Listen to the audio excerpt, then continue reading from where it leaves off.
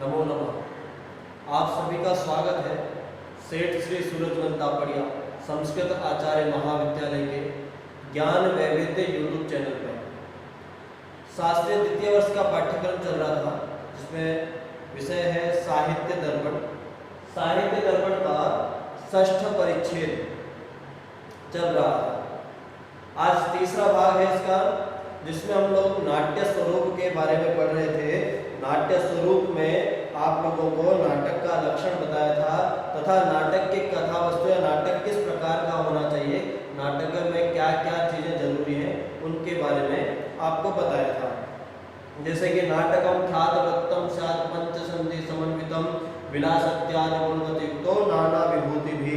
इस प्रकार से आपको अंत में बताया था कि नाटक का जो स्वरूप है, नाटक जो है वो कैसा होना चाहिए। गौपुच्छ अग्रभाग की तरह बंधनम, बंधनम अर्थात गुथा हुआ होना चाहिए, बिखरा हुआ नहीं होना चाहिए, और छोटे से बड़े की ओर बढ़ते रहना चाहिए। उसमें अंक ऐसे नहीं हो कि कोई अंक बहुत ज्यादा बड़ा, कोई अंक बहुत ज्यादा छोटा, उनका सही प्रकार से क्रम होना चाहिए। अब आगे आपको बताया इसमें कि नाटक में क्या क्या वर्जित है। जिस मंच पर आप नाटक करने जा रहे हैं, उस नाट्य मंच पर और नाटक की कथा वस्तु में क्या क्या चीजें वर्जित हैं, क्या चीजें करना चाहिए, क्या चीजें होनी चाहिए, आपको बता दिया।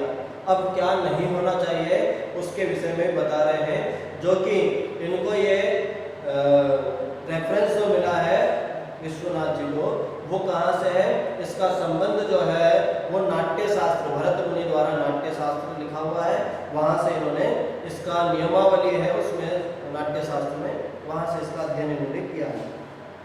तो इसमें बताया दुरावाहन वधो युद्ध राज्य देशाविलिप्लुः विवाहो भोजनम शापोत्सर्गो मृत्यु व्रतम तथा दंतच्छेदनम नखच्छेदनम अन्यद वीणाकरच्चयत् शयनाधरपादानि नगराधवरोधनम स्नानुलेपन चेविर्वर्जितो नातिविस्तरः देवी परिजननान्त्री नामवत्या वणिज्यामपि प्रत्यक्षचित्रचरितयुक्तो भावरसोद्भवैः अंतनिष्क्रांत निखिल पात्रो अंक इति कीर्तितः।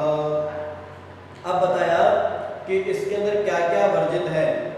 अंक में जो बातें होनी चाहिए कि एक अंक जब आप कर रहे हैं तो उस अंक के अनुरूप प्रत्यक्ष नहीं दिखाना चाहिए, अर्थात आपने घोषणा कर दे कि कोई मृत्यु हो गई, उसका विवाह हो गया, वो भोजन कर रहा है, तब चलेगा, लेकिन आप प्रत्यक्ष रूप से नाटक में ये सब चीजें नहीं दिखा सकते। क्या बताया, दुरावाहन अर्थात दूर से किसी को चिल्लाकर बुलाना, वधो किसी को मारना, हत्या करना, युद्ध का दृश्य, या फिर राज देश आदि विल्प मतलब उसका रास होना, किसी जो राज्य है उसका दुरवस्था आ जाना, उपद्रव विवाह का दृश्य, भोजन का दृश्य, शाप देना, मलमूत्र त्याग करना, मृत्यु, रते क्रीड़ा, दंतक्षत, नक्षत तथा शयन, आदरपानादि लज्जाकारी जो कार्य है, जो गोपनीय कार्य है, उन सबको नगर अथवा दुर्ग आदि का घेराव, स्नान तथा चंदन आदि के अनुलेपन से रहित एवं अति विस्तृत ना हो। ये जो वर्णन है जो आपको दिखाया, भोजन करना, विवाह करना, युद्ध करना, किसी को जोर से चिल्लाकर बुलाना, या किसी भी प्रकार का लज्जा रूपी कार्य करना, ये सब मंच पर कार्य नहीं दिखाना चाहिए।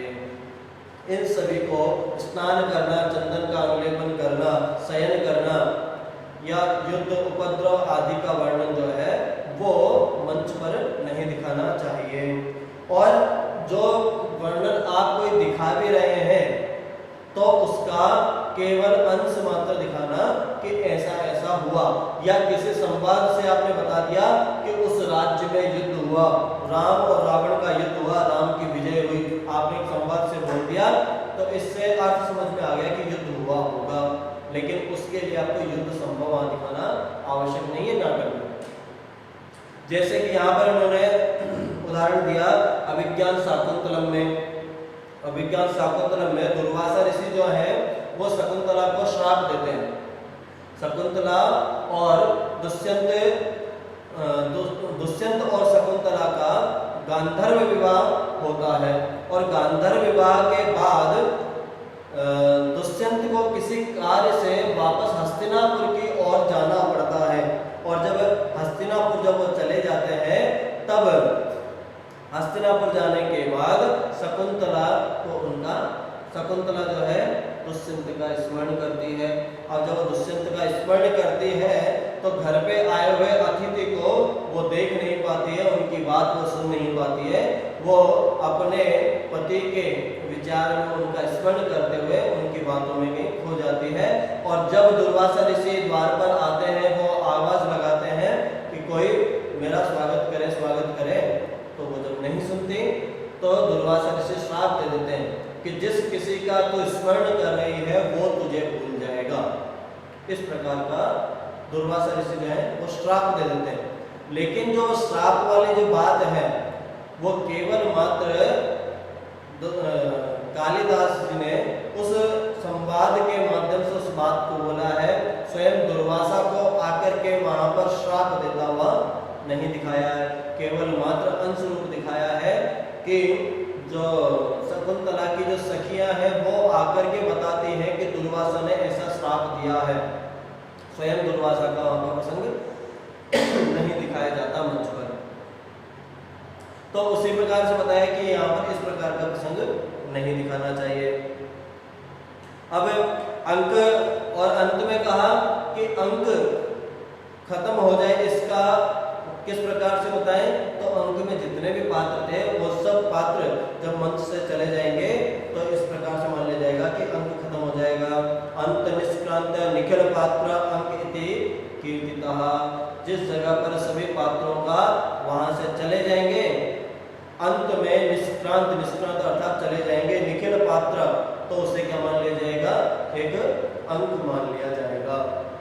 इसके बाद पूर्व रंग के बारे में आपको मैंने थोड़ा सा पहले बता दिया था और गर्भांक के बारे में भी आपको बता दिया था कि अंकोदय प्रविष्टो यो रंग द्वार मुखादिनाम, अंक के अंदर कोई रंग द्वार का प्रस्तुत करा दिया जाए उस वहां पर गर्भांक की सूचना मिल जाती है। एक अंक के अंदर कोई नया अंक जुड़ जाए, नई कोई घटना या नया कोई प्रसंग जुड़ जाए, वहां उसे कहा गर्भांक। अब पूर्व रंग के लिए कहा कि पूर्व रंग क्या है। आपके छोटे छोटे 2-2 नंबर 4-4 नंबर के प्रश्न में ऐसे इस प्रकार के प्रश्न आएंगे, आपसे पूछा जाएगा कि पूर्व रंग क्या है। तो आप उसके लिए लिख सकते हैं यन्नाट्य वस्तुनः पूर्वम रंग विघ्नोपशांतये कुशीलवाः प्रकुर्वन्ति पूर्वरंगः सः उच्यते।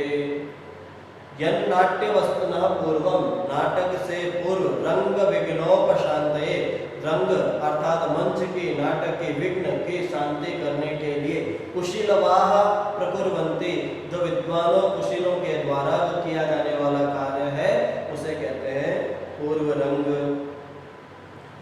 नाटक में पहले पूर्व रंग होना चाहिए ऐसा आपने पढ़ा है, इसके बाद सभा पूजा आदि। अब पूर्व रंग के लिए कहा नाट्यशाला जिस जगह पर नाटक किया जाना है उस जगह को विघ्नों से दूर करने के लिए नाट्य प्रयोग से पहले नट आदि जो कुशल है उनके द्वारा जो किया जाने वाला कार्य है उसे कहते हैं पूर्व रंग। अब आगे कहा प्रत्याहारादिकान्यश्च भूयांसे यद्यपि तथा अवश्यमेव कर्तव्या नांदी विघ्नोपशांते। अब आगे कहा कि विघ्न शांति के लिए नांदी करना चाहिए। पूर्व रंग तो कह दिया कि पूर्व रंग हो, लेकिन जब नाटक के उद्घाटन हो, नाटक शुरू हो, उस समय पर नांदी पाठ करना चाहिए।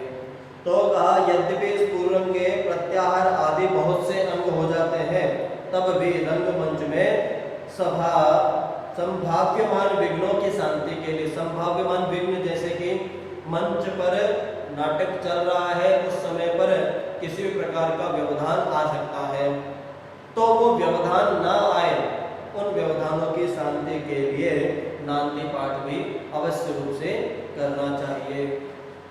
अब फिर आगे प्रश्न आएगा कि नांदी क्या है, तो उसका उत्तर दे रहे हैं आशीर्वचन संयुक्तो स्तुते यस्मात् प्रयुज्यते देव द्विज नृपादीनां तस्मात् नांदिति संहिता। आप इसको लिख सकते हैं आशीर्वचन संयुक्ता स्तुते यस्मात् प्रयुज्यते देव द्विज नृपादीनां तस्मात् नांदिति संहिता। उसको नांदी की संज्ञा दी जाती है। कौन किसको? जहां पर देवता, देव देव अर्थात देवता, द्विज अर्थात ब्राह्मण, नृप अर्थात राजा, तो जहां पर देवता, ब्राह्मण, राजा आदि की आशीर्वाद युक्त वचन वाली स्तुति की जाती हो उसे नांदी कहते हैं। देव द्विज नभ आदि का आशीर्वाद से युक्त स्तुति पाठ जो है वो कहलाता है नांदी। और वो कैसा? उसमें क्या होना चाहिए? मंगलेश संग चक्राम जो कैरिक वंचनी पदैर्युक्ता द्वादश भी अष्टा पदैरुतः। अब वो जो मंगल है, जो मंगल कामना, आप मंगल कामना जो हम कर रहे हैं, इसको हम किसी भी नाटक या किसी भी ग्रंथ को देखें तो उसमें एक मंगलाचरण किया जाता है। उस मंगलाचरण का ही अभिप्राय है यहाँ पर कि जब हम कोई नाटक देखते हैं, नाटक के बारे में पढ़ते हैं, तब उसमें सर्वप्रथम आता है मंगलाचरण। वही यहाँ पर नांदी पाठ के स्वरूप में बोला जाता है। इसमें मंगल सूचक वस्तु होनी चाहिए, जैसे कि शंख हुआ, चक्रवाक या कमल या कुमुदनी आदि किसी प्रकार का कोई एक वस्तु विषय वहां पर होना चाहिए। नांदी जो है वो या तो 8 चरण का या फिर 12 पद का, चरण अर्थात पद, या तो 8 पद का या 12 पद का होना चाहिए।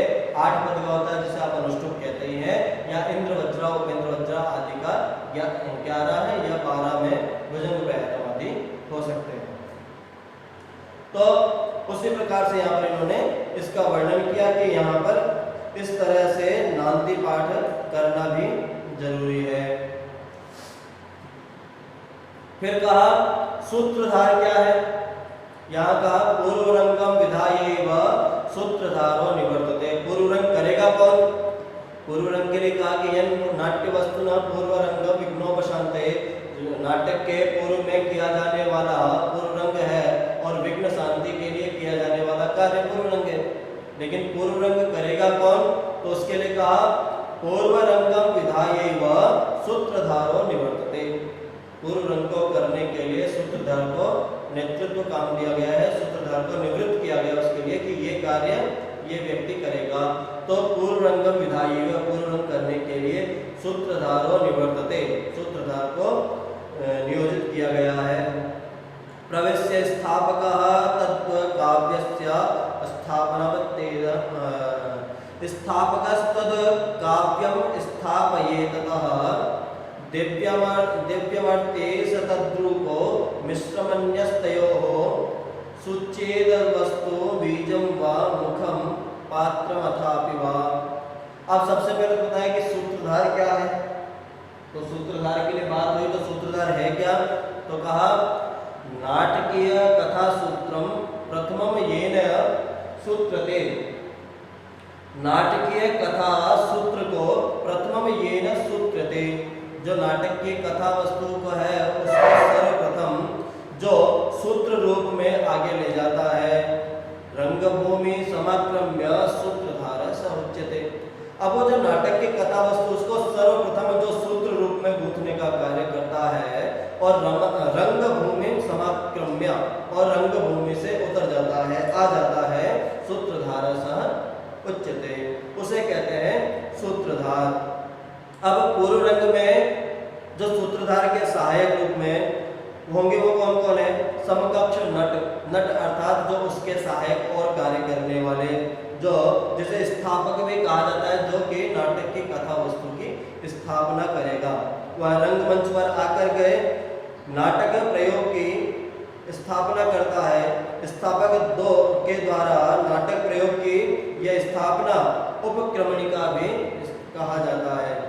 यदि नाट्य वस्तु दिव्य हो तो देव भूमिका में आएगा, यदि अदिव्य हो तो मानव भूमिका में, और यह दिव्य हो तो मानव या देव भूमिका में भी आकर उसका प्रयोग वहां पर वो कर सकता है। अब इसके बाद में पात्रों के लिए बताया कि जैसे कि पात्रों का मंच पर अवतरण किस प्रकार से करवाया जाए, तो उसके लिए भी किसी नट और नटी के द्वारा किसी न किसी संवाद से उनका स्मरण करवा दिया जाए और उस प्रकार से यहाँ पर प्रसंग दिखा करके अभिनेता को या जो अभिनेत्री है उसको मंच पर प्रस्तुत करा दिया जाए। तो यहाँ पर वर्णन दिया है अभिज्ञान शाकुंतलम नाटक से कि नट नटी को कह रहा है तवास्मि गीत रागेण हारिणा प्रसभम ऋतः एष राजेव दुष्यन्तः सारंगेणाति हंसा।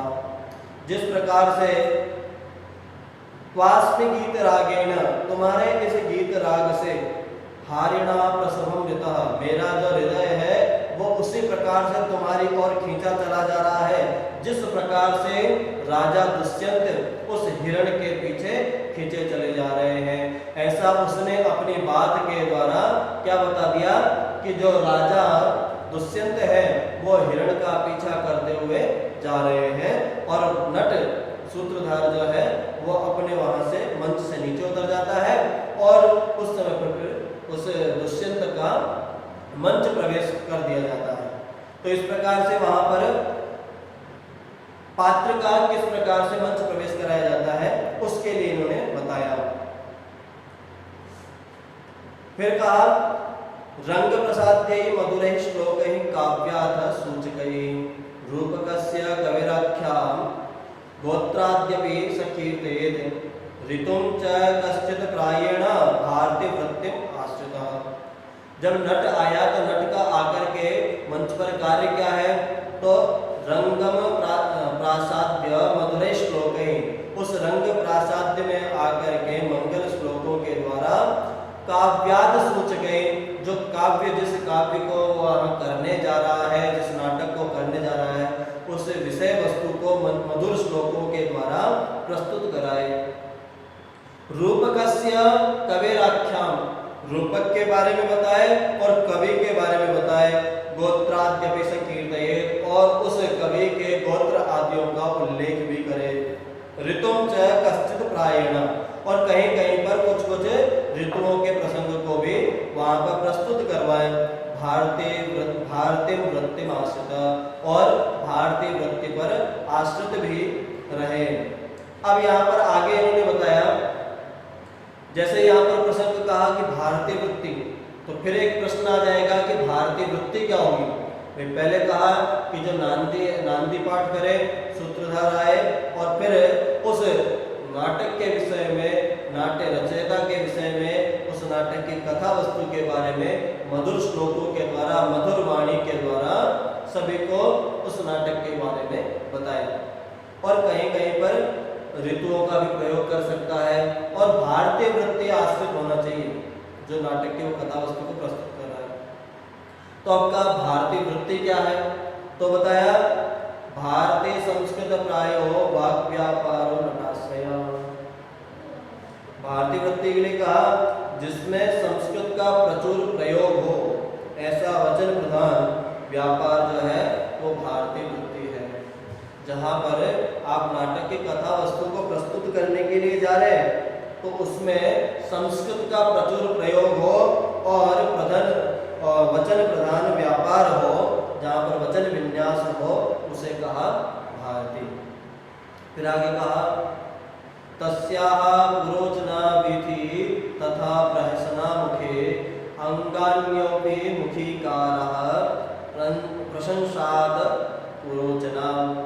अब कहा उस भारतीय वृत्ति में पुरोचना, विधि, प्रहसन और आमुख, ये 4 अंग होते हैं। जो भारतीय वृत्ति बताई उसके 4 अंग होते हैं। एक का पुरोचना, विधि, प्रहसन और आमुख, ये 4 अंग इस भारतीय वृत्ति के होते हैं। इसमें सभी की प्रशंसा से प्रकृत अभिनय के प्रति श्रोताओं की प्रवृत्ति के उत्पादन से पुरोचना है। जो पुरोचना है उसके लिए क्या कहा, प्रस्तुताभिनयेषु प्रशंसा श्रोत्रिणां प्रवृत्तमुखीकरणं रोचना। यथा उन्होंने उदाहरण भी दिया, यथा रत्नावली का उन्होंने उदाहरण दिया। श्रीहर्षो निपुणः कवि परिषदस्या गुणग्राहिणी लोके हारि च वत्स राजचरितं नाट्ये च दक्षा वयं वत्सेकम् अहि वाञ्छितफलप्राप्तेः पदं किं पुनः आदायं समुचितः सर्वो गुणानां गणः। अब कहा जिस प्रकार रचयिता श्री हर्ष सरीखे ने जो रत्नावली नामक नाटिका लिखी है, उस रूपक के दर्शन में हमारे सामाजिक सरीखे सामाजिक हो, मतलब उस नाटक को देखने वाले जो लोग हैं वो भी सामाजिक होने चाहिए।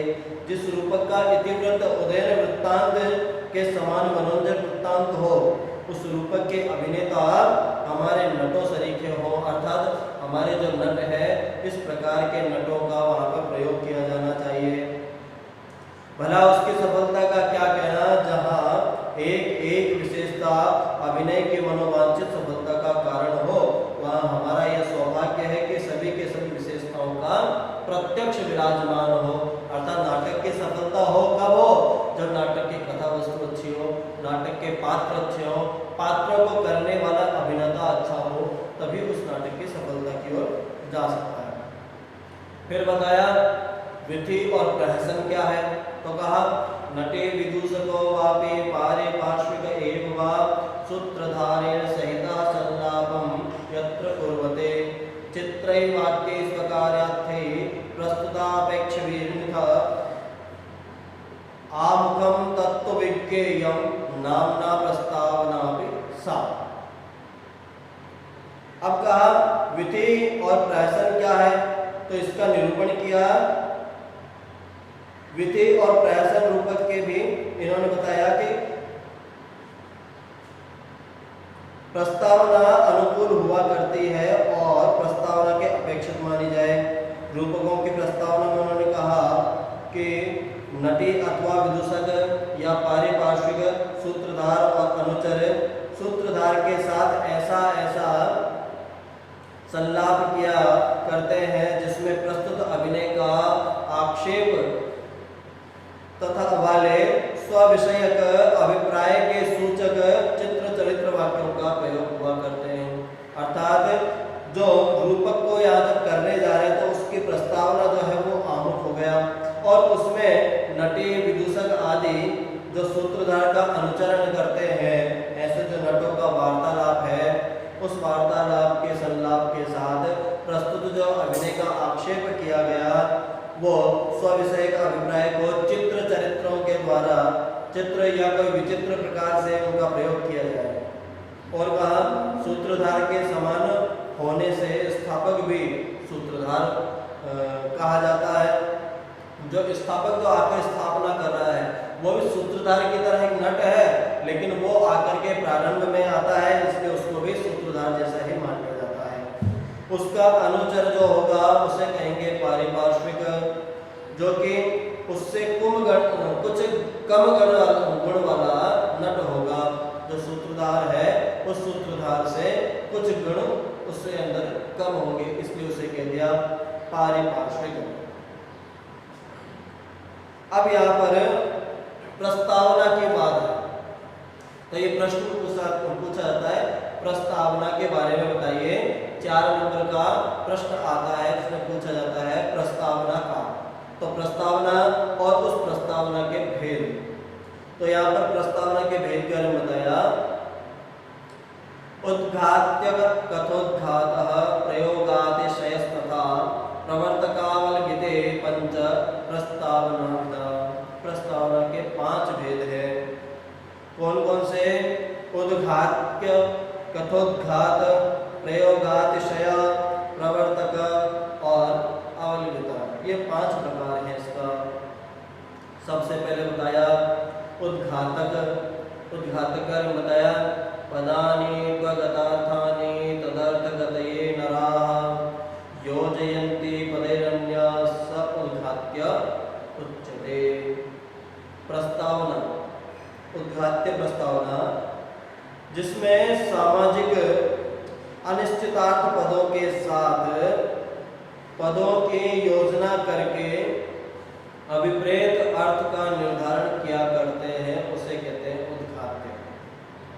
जिसमें सामाजिक स्थापक जो प्रयुक्त कराता है, अनिश्चितार्थ पदों के साथ पात्र प्रयुक्त निश्चितार्थ पदों की योजना करते हैं।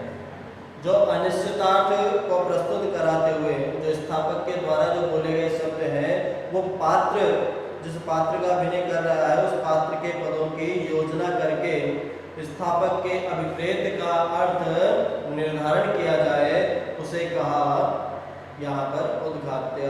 उदाहरण भी दिया, यदा मुद्रा राक्षस सूत्रधार, जिस प्रकार से मुद्रा राक्षस में सूत्रधार कहता है, क्रूरग्रह सकेतश्चंद्र संपूर्ण मंडलमिदानीं। सूत्रधार ने कहा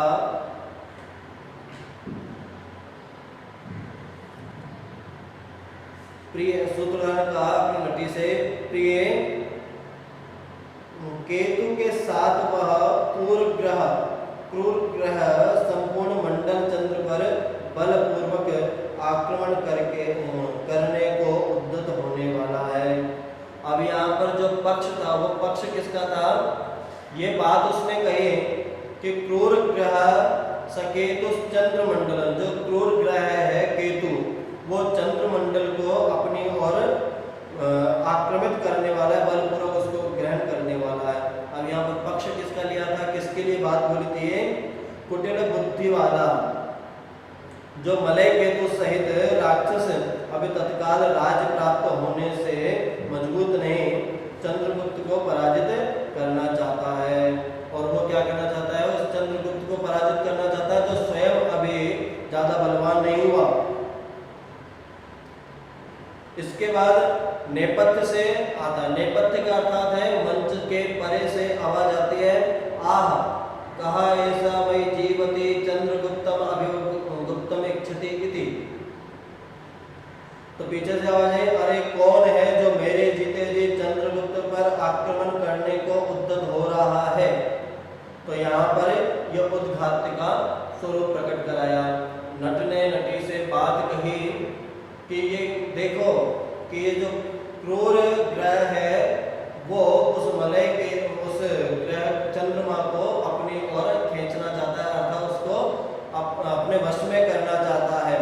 उसका अभिप्राय क्या था कि जो मलय केतु को, जिस मलय केतु सहित राक्षस अभी तत्काल राज्य को प्राप्त हुआ है, लेकिन उसके पास अभी उतनी मजबूती नहीं है कि वो चंद्रगुप्त को पराजित कर सके, लेकिन फिर भी वो आक्रमण कर रहा है।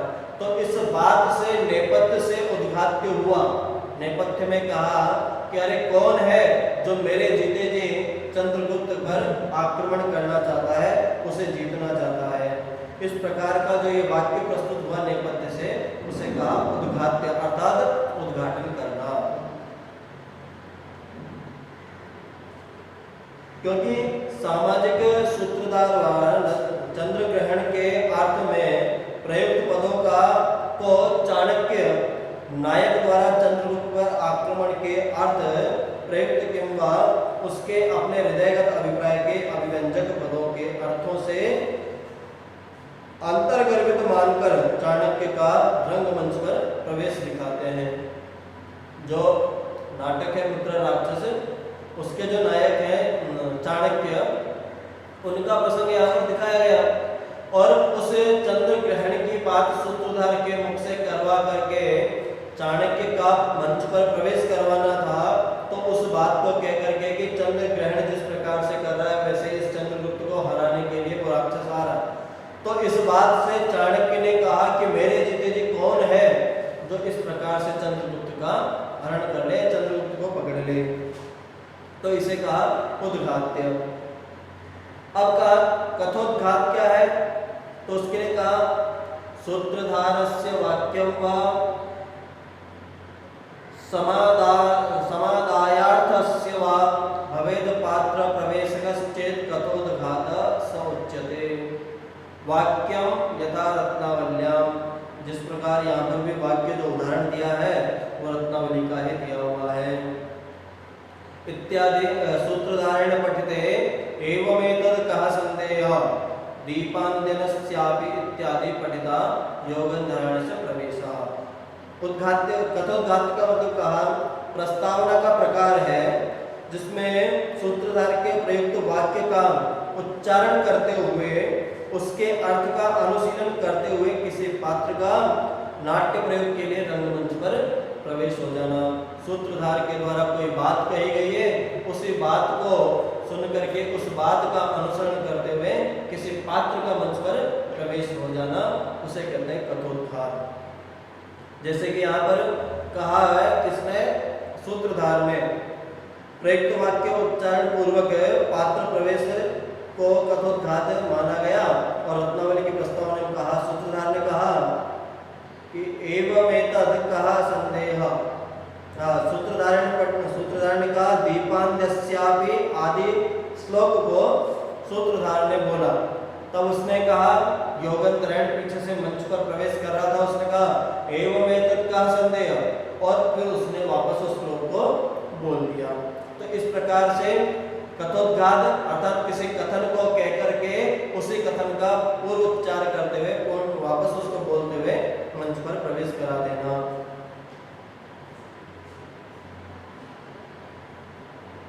अब कहा प्रयोगातिशय। तो प्रयोगातिशय कैसे होगा? यदि प्रयोगे एकस्मिन् प्रयोगो अन्य प्रयुज्यते तेन पात्र प्रवेशश्चेत् प्रयोगातिशयस्तथा। यदि प्रयोग एकस्मिन् प्रयोगो अन्य प्रयुज्यते, जब प्रयोगातिशय होगा तो सूत्रधार स्वयं आरंभ प्रस्तावना रूप कृत्वानुष्ठान का अतिक्रमण करके नाट्यात्मक प्रयोग प्रस्तुत कर दिया करता है। जब सूत्रधार स्वयं ही जब प्रस्तावना को करते हुए जो कृत्य अनुष्ठान है उसका अतिक्रमण करके, जो उसका कार्य है उसका अतिक्रमण करके स्वयं नाट्यात्मक भेद को प्रस्तुत कर दे, अर्थात नाटक की स्थापना, सूत्रधार आया उसने नाटक की स्थापना की, प्रस्तावना की और स्वयं ही नाटक को शुरू कर दे, तो वहां पर प्रयोगातिशय हो जाएगा। इसका उदाहरण भी दिया इन्होंने कुंदमाला की प्रस्तावना में। नेपथ्य में आया कोई इतः इतो एव आर्यः, तो सूत्रधार ने कहा कोयम खल्वा अनाघेन सहायकमपि मे संपादयति। तो नेपथ्य से आवाज आई आर्य इधर आओ इधर आओ। तो सूत्रधार ने कहा कोयम कौन है जो आर्य नटी को बुलाकर संगीत अनुष्ठान में मेरी सहायता कर रहा है।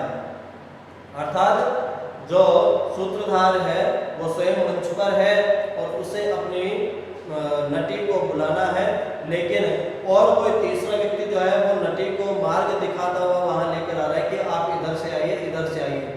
तो उसी बात का अनुसरण करते हुए जो सूत्रधार है वो कह रहा है कि ये कौन है जो संगीत सहायता मेरी कर रहा है, अर्थात उस नटी को बुला करके या मेरी सहायतार्थ आ रहा है। तो जैसे ही देख करके विलोक्य कष्टमति करुणम वर्तते, तो देख करके कहा अरे ये तो कष्ट का कारक है, अर्थात अरे ये तो कितना दारुण दृश्य है। क्यों? लंकेश्वरस्य भवने सुचिरम स्थितेति रामेण लोक परिवाद भयाकुलेन निर्वासिता जनपदादपि गर्भ गुरुविम सीतां वनाय परिकर्षति लक्ष्मणोयम्। अब देखिए नट का काम, सूत्रधार का काम था केवल नाटक के विषय में बताना, कवि के विषय में बताना, लेकिन उसने यहीं से अपने नाटक की कथा वस्तु को भी जोड़ दिया। किस तरह से? प्रयोगातिशय, अपना जो प्रयोग था उस प्रयोग में किसी दूसरे प्रयोग को जोड़ देने का काम उसने किया कि उसको पीछे से आवाज आई कि आर्य इधर से आइए इधर से आइए। उसको क्या लगा कि कोई तीसरा व्यक्ति जो है मेरी पत्नी को लेकर के, मेरी नटी को लेकर के मेरे संगीत अनुष्ठान में मेरी सहायता करने हेतु ला रहा है। लेकिन जैसे ही उसने वो दृश्य देखा तो सामने सीता को लक्ष्मण लेकर जा रहा है। कहाँ जा रहा है? तो उसके बारे में बताया कि अरे ये तो बड़ा ही दारुण दृश्य है और ऐसा शुरुआत कर दी, नाटक का संवाद बोला। लंकेश्वरस्य भवने सुचिरम स्थितेति, जो लंकेश्वर के भवन में, रावण की लंका में जो सुचिरम बहुत दिनों तक स्थितेति रही, रामेण और राम के द्वारा, लोकापवाद भयाकुलेन, लोक परिवाद, लोगों में जो लोकापवाद फैला उसके भय से आकुल होकर के राम के द्वारा निर्वासिता, निर्वासिताम, ये निर्वासित हुई है, निकाल दी गई है। जनपदादपि गर्भ गुरुविम, जिसने गर्भ धारण किया हुआ है ऐसे को उस जनपद से बाहर कर दिया गया है। सीताम वनाय परिकर्षति, उस सीता को वन में लेकर आता हुआ लक्ष्मण, ये वो लक्ष्मण है। आगे इधर से चलिए, ऐसा संवाद कौन बोल रहा था? लक्ष्मण बोल रहा था। किसको? सीता को। लेकिन नट को, सूत्रधार को क्या लगा कि कोई मेरी नटी को लेकर के आ रहा है, ऐसा वहां पर वो वर्णन दिखा करके चतुरता से उस वर्णन को इस वर्णन के साथ जोड़ने का काम सूत्रधार ने किया। इसको यहाँ पर कहा